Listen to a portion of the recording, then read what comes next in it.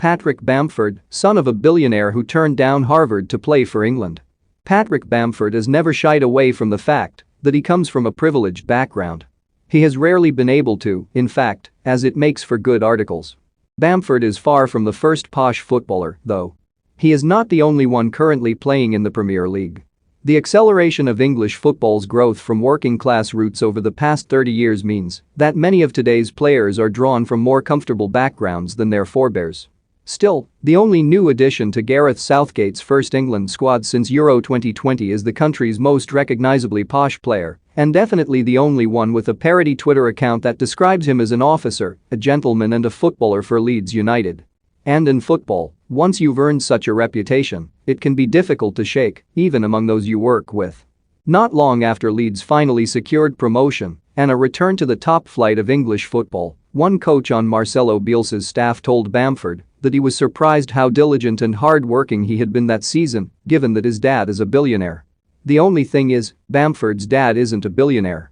I can't remember the words he used, but he said he was proud of how I'd worked considering my dad was who he was. I was like, what you on about, he recalls. The coach in question apparently thought Bamford was related to the family behind JCB, founded by Joseph Cyril Bamford. That's a myth. His real dad, Russell, is an architect. You may have heard the one about him being offered a place to study at Harvard. That one, it turns out, is true. While in the youth system at Nottingham Forest and studying at the fee-paying Nottingham High School, he and his friends started applying for university courses. I wasn't sure, or not, if I was going to get a pro contract, so I had to go through the process as well, he says. I didn't want to go to university in England and thought that, if I was going to go to uni, I'd do a football scholarship over in America. My dad put feelers out and the school helped me with that. I think the first one was the University of Connecticut or something like that. They got in touch. Once one had got in touch, a few others heard about it, and that's how Harvard came about. The offer was there, but football was always my first love, if you like. It sounds weird to say I turned it down, but I was never really interested. Bamford with Leeds, and now England, teammate Calvin Phillips to become a professional footballer was always his one ambition, with playing for England a close second. And while his upbringing offered him advantages some of his new international teammates did not have, it has counted for little since establishing himself in the game.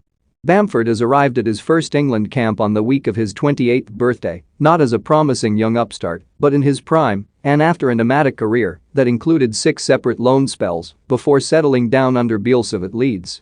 And for someone who has supposedly had things all his own way, he has refused to take the easy route. Bamford qualifies for the Republic of Ireland through one of his grandparents and had the chance to switch allegiances 3 years ago. Mick McCarthy, then Ireland's manager, even declared that Bamford would be pulling on a green jersey sooner or later. For Bamford, though, that would not have been right. He did not wish to take that spot away from an Irish player who had grown up dreaming of playing for Ireland, just as he had grown up dreaming of representing England.